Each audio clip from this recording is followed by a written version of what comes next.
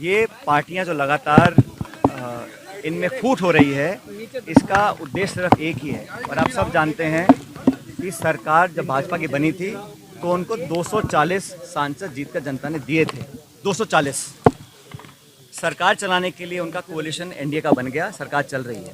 सरकार चलाने के लिए उनको 2/3 बहुमत नहीं चाहिए, लेकिन एक मैंडेट जो आपको नहीं मिला, एक मैन्युफैक्चर्ड मैंडेट आप बनाना चाहते हैं।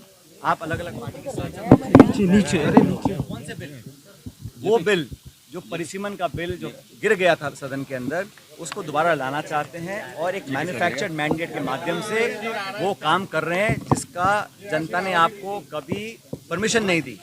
अगर बहुमत 240 था तो माइनॉरिटी गवर्नमेंट थी। अब ये परिसीमन पारित करने के लिए इस प्रकार की फूट डाल रहे हैं। अब टीएमसी 15 साल सत्ता में रही, वो ताश के पत्तों की तरह ढह जाएगी, किसने कल्पना की? अभी लगातार शिवसेना के पदाधिकारी बात कर रहे हैं, सांसदों को इधर उधर करना, पार्टियों को तोड़ना और एक मैन्युफैक्चर्ड मैंडेट क्रिएट कर इलीगल परिसीमन पारित करना सरकार का पॉलिटिकल एजेंडा है।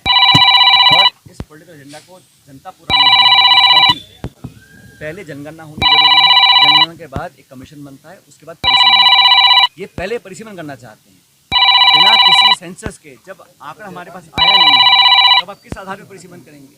तो ये पॉलिटिकल अपना मोटिव साधने के लिए, अपना उल्लू सीधा करने के लिए सरकार कर रही है, लेकिन इस प्रकार के हथकंडे अपनाना इलीगल है, इमोरल है, अनकॉन्स्टिट्यूशनल है। और मुझे लगता है जनता सब देख रही है। सांसद यहाँ हो जाएंगे, लेकिन इस देश की मतदाता और जनता सब देख रही है कि भाजपा क्या रास्ता अपना रही है। आप 50 करोड़ देके पेपर नहीं खरीद सकता। ये तो बड़े बड़े कोई संस्थाएं, इंस्टीट्यूट्स हैं जिन्होंने मिलकर इस पेपर को खरीदा और फिर लोगों तक पहुंचा। और ये जो पेपर लीक पकड़ा भी गया है, इसमें सरकार की बहादुरी नहीं है। ये तो बच्चों ने खुद पकड़ा गैस पेपर और बताया कि गैस पेपर और मेन पेपर बिल्कुल एग्जैक्टली कॉमा फुल स्टॉप भी एक है। तब जाके जब एक्सपोजर हुआ, जब उनको लगा कि हमारी फजीयत होगी, तब जाके इसको पेपर को कैंसिल किया गया।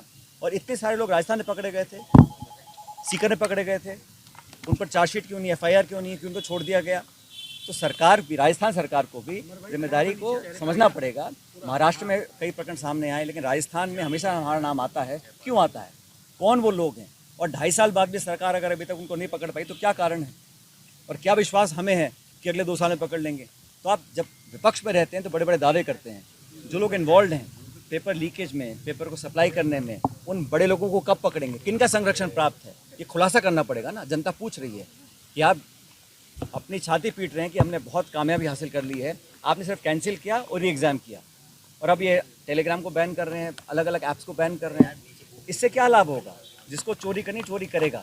जब तक सज़ा का डर नहीं होगा, जब तक दंडित करने का भय उन लोगों के जहन में नहीं घुसेगा जो इस काम को करते हैं, तब तक विश्वास लोगों का काम नहीं होगा। तो सरकार की जिम्मेदारी है, बोथ सेंट्रल गवर्नमेंट की भी और राज्य सरकार की भी, कि इस पर बंदिश लगे और आने वाले समय में एक पारदर्शी जवाबदेही प्रणाली का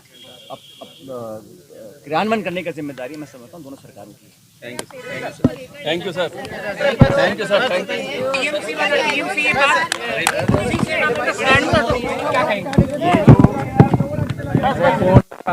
लगातार